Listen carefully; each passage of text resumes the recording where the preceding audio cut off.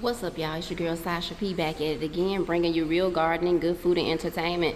Real quick, I want to show y'all what worked out for me the first time around doing hydroponics and what did not. All right, so we're going to start off with the basil, the Genovese. I got 100% success rate out of that one. The Thai basil, the first time I grew it, the first set did not grow. Second time, 100%. Basil leaf lettuce, 100% across the board. Parsley, 100%.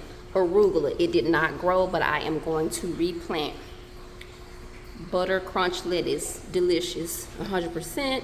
Oregano, 100%. It did wonderful.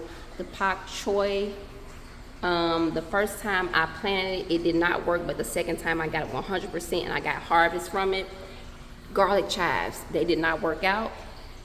The chervil, I got a little bit, so it's about 50% production. Basil leaf lettuce, the second batch, 100%. Basil leaf lettuce, 100%.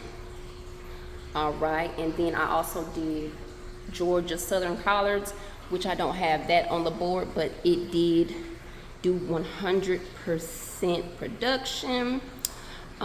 Just over here, got a couple of notes. The pH of your water must be between 6.5 and 7, and parts per million is 1400. Okay, so it's basically your nutrients.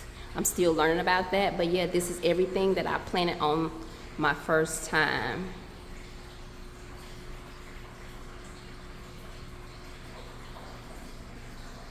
Yeah. Thank you so much for watching this video, and I'll see y'all on the next one.